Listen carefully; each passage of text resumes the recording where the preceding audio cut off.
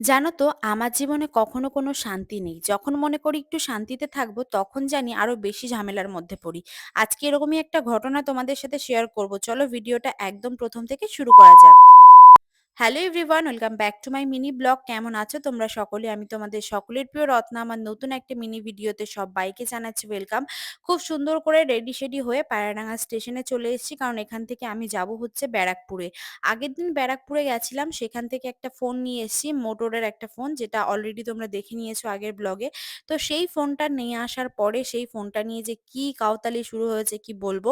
নতুন ফোন সুন্দর করে দেখে সেকে নিয়ে আসলাম। হ্যাঁ, চার্জিংটা আমরা চেক আউট করিনি, সেটা ভুলটা আমাদেরই ছিল। তো সেই কারণে সেই চার্জিং এই প্রবলেমটা হয়েছে। সারাটা রাত চার্জ দেওয়ার অনেক চেষ্টা করেছি, কিন্তু কোনো রকম ভাবে ফোনে চার্জ হচ্ছিল না। তো সেটা নিয়ে প্রচুর পরিমাণ চাপের মধ্যে ছিলাম যে কি কারণে চার্জ হচ্ছে না, কি বিষয়, ফোনটা কি হলো না হলো, এতগুলো টাকার একটা ফোন। তো সব রকম ভাবে চিন্তা ভাবনা করার পর ফাইনালি আমরা আবার বেরিয়ে পড়লাম যে আমাদের আবার যেতে হবে। পায়রাডাঙ্গার থেকে ব্যারাকপুর স্টেশন কিন্তু বেশ অনেকটাই দূর, মানে কম করে প্রায় ৪৫ থেকে ৫০ মিনিট লেগেই যায়। তো সেই কারণে আমরা কিন্তু আবারও ট্রেনে উঠে পড়েছি। আর আমি তো জেনারেল কম্পার্টমেন্টে একদমই উঠতে চাই না, বাট কি আর করব, এখন রাস্তাঘাটে মানে জেনারেল কম্পার্টমেন্টেই বেশি করে উঠতে হয়। ভাইকে নিয়ে তো ভাইকে নিয়ে যখনই বেরাই তখনই আমার এখন জেনারেল কম্পার্টমেন্টে উঠতে হয়। লেডিসে তো একদমই ওঠা যায় না। যাই হোক, কি আর করবো। আর এদিকে এত কুত্তামারা বৃষ্টি শুরু হইছে কি বলবো, মানে কনস্ট্যান্ট বৃষ্টি হয়েই যাচ্ছে হয়েই যাচ্ছে। মানে কোনো রকম ভাবে বৃষ্টি থামে না। আর শ্যামনগরের এই ক্লিপটা নেওয়ার মেন কারণ কি জানো তো? শ্যামনগরে একটা দিদির বাড়ি আছে, আমরা ফার্স্ট টাইম এসেছিলাম। এই যে ব্যাকগ্রাউন্ডটা এই যে এইমাত্র দেখলা, হ্যাঁ, এই যে ইটের ব্যাকগ্রাউন্ডটা, এই ব্যাকগ্রাউন্ডটায় যে কি দারুণ ফটো ওঠে সেটা বলে বোঝানোর বাইরে। যেটা কিনা আমি করেছিলাম কিছুদিন আগে, দারুণ দারুণ ফটো তুলেছিলাম, যেগুলো অলরেডি তোমরা দেখে নিয়েছো।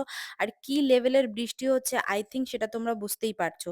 এবার আজকে যে ঘটনাটা ঘটেছে, আমি নিজেও ভাবতে পারিনি এরকম একটা ঘটনা আমার সাথে ঘটবে।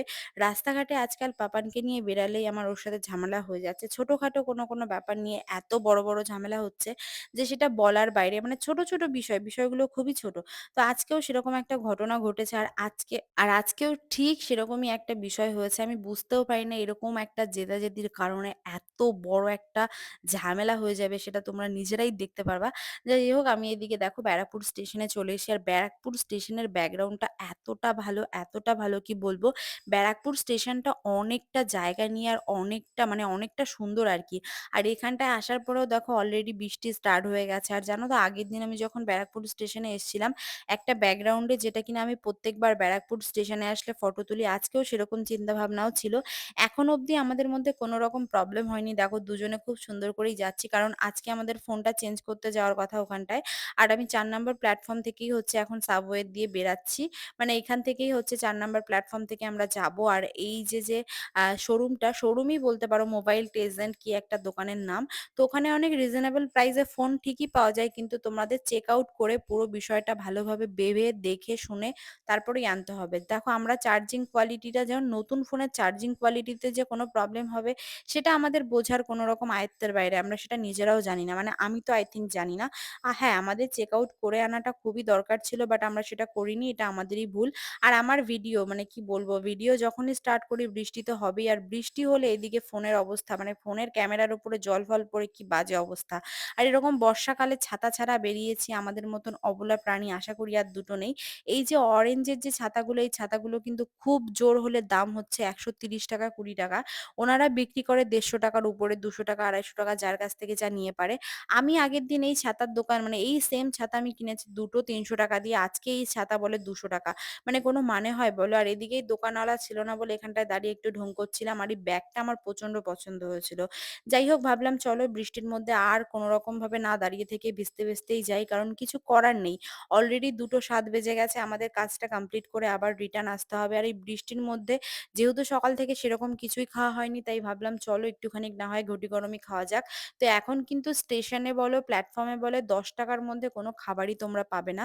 মানে যেকোনো প্ল্যাটফর্মে তোমরা যাবে দেখবে ১০ টাকায় বলবে কিছুই হয় না। সত্যি আজকাল ১০ টাকায় কোনো কিছুই হয় না। ১০ টাকায় কোনো কিছুই দিতে চায় না। প্ল্যাটফর্মের উপরে তো কিছুই না, বাইরে যদি কিছু পাও। যাই হোক, আমার এই ড্রেসটা কেমন লাগছে সেটা কিন্তু কমেন্ট সেকশনে জানাতে একদমই ভুলো না। এই ড্রেসটা কিন্তু আমি মিশোর থেকে নিয়েছি, আর প্রচুর রিজনেবল প্রাইস এর মধ্যে কিন্তু ড্রেসটা হয়ে গেছে। তো ফাইনালি এদিকে ঘটি গরম খাওয়া নিয়ে অলরেডি যে একটা আর এদিকে আমি গুটি, গুটি পায়ে ভাবলাম বৃষ্টি হোক, ঝড় হোক, যাই হয়ে যাক না কেন ফাইনালি আমাদের সেখানে পৌঁছাতে হবে। আর এখানে গিয়ে মেইন ঝগড়াটা স্টার্ট হলো। Later. আমি তো বেশ ভালোভাবেই এনার সাথে গেলাম। ভিতরে ঢুকে এমন কিছু ঘটনা হলো, যে ঘটনা মানে কি বলবো মাথা-ফাতা পুরোপুরি গরম হয়ে গেছে। আমি তো পুরো ডাইরেক্ট এখানে আগের দিন কত সুন্দর, সুন্দর ভিডিও করেছি। কত সুন্দর ভিডিও মানে কি বলবো সেগুলো তো তোমরা দেখেইছো। রাগের মাথায় আমি এখন এমন একটা জায়গায় চলে এসেছি, এই জায়গাটা আমি চিনিও না। মানে যেহেতু ব্যারাকপুরে আমি চিনি হচ্ছে ওই ২ নাম্বারের ওই দিকটা তো একদমই চিনি না। ১ নাম্বারটা একটু ভালোভাবে চেনা রয়েছে। তো ঝগড়ায় মাথা এত পরিমাণ গরম হয়ে গেছিল যে ছোট, ছোট বিষয়গুলো মানে একদম সিম্পল, সিম্পল বিষয়গুলো যদি নিজেদের মধ্যে ডিসকাস করে ঠিক না করা যায় সেগুলো অনেকটা বড় রূপ ধারণ করে। সেরকমই আজকে আমার সাথে ঘটেছে। আর আমার না একটু মাথা গরম হলে আমি কোথা দিয়ে কোথায় চলে যাই, কি দিয়ে কি করি সেটা আমি নিজেই বুঝি না। মানে নিজে বুঝতেও পারি না। যদিও মাথা ঠান্ডা হওয়ার পর সবটাই বুঝি। তো দেখো নিজে রাগ করে হাঁটা দিয়েছি, কোথায় চলে এসেছি কার বাড়ির সামনে জানি না। আবার আমি সেই বৃষ্টির মধ্যে ভিজতে, ভিজতে আবার হেঁটে, হেঁটে সেখানেই যাচ্ছি। তো আমি আর ওই যে মোবাইলের যে শোরুমটা আমি তো ভিতরে কোনরকমভাবে ঢুকিইনি। মাথাটা এতটাই গরম ছিল কি বলবো। আর আমি জানো এখান থেকে বেরিয়ে আসার পরে বাপান একবারও আমার পিছন, পিছন আসেনি। যে মেয়েটা কোথায় গেল, কি করছে, ওর কাছে টিকিট নেই, কি করবে না করবে, ওর কোনরকম চিন্তাই নেই আমারে নিয়ে।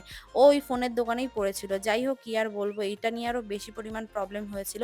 আর তারপরের ঘটনা শুনলে তো তোমরা হাসবা না কানবা সেটা আমি নিজেই বুঝতে পারছি না। এখন আমি বুঝতে পারছি যে সত্যি মাথা গরম করে কখনো কোনো কিছু করাটা উচিত না। এই যে ব্যারাকপুর স্টেশনে এই ওভারব্রিজের উপরে বসে আমাদের টানা হিচড়া শুরু। ও বলছে আমার সাথে চলো, আমি বলছি না আমি বাড়িতে যাব।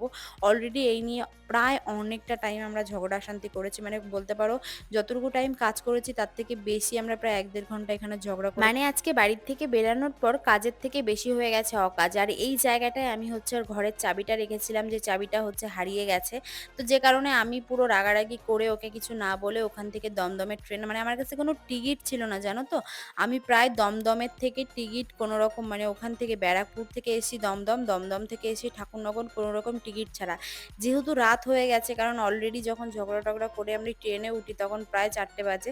তো আমার বাড়িতে আসার পর আমি আবার রেডি-সেডি হয়ে দেখো আবার সুন্দর করে বেরিয়ে পড়লাম বনগাঁর উদ্দেশ্যে। কারণ যার চাবি তাকে তো চাবিটা দিতে হবে। এবার তোমরাই বলো আমার এই রাগারাগি মানে রাগারাগি ভুল এটা তো আমার একার ছিল না, ওনারও ছিল। কিন্তু তোমরাই ব্যাপারটা বলো যে লসটা কার হলো? পুরোপুরি আমার হলো না? এই যে এত কষ্ট করে এত দূরে গেলাম ব্যারাকপুর এখান থেকে কতটা দূর I think তোমরা সকলেই জানো। সেখানে গিয়ে ঝগড়া অশান্তি এত কোনো মানে এত কিছু করা কমপ্লিট করার পর চাবি-টাবি রেখে আমার আবার যেতে হলো। তাহলে লাভটা কি হলো? মানে লাভটা কার হলো? কারোরই হলো না, লসটা উল্টে আমারই হলো। তো যাই হোক টাকা পয়সাও গেল, সময়টাও গেল। আর সবথেকে বেশি যে জিনিসটা হলো সেটা হচ্ছে কষ্ট। এতটা চাপ নেওয়া, এতটা মেন্টাল প্রেশার নেওয়া, তার সঙ্গে নেওয়া হচ্ছে শারীরিক কষ্ট, এই যে এতটা জার্নি। যাই হোক এই ছিল আজকের ভিডিও। জানি এরকম ভিডিও আগে পোস্ট হয়নি। ভিডিওটা কেমন লাগলো কমেন্টে জানিও।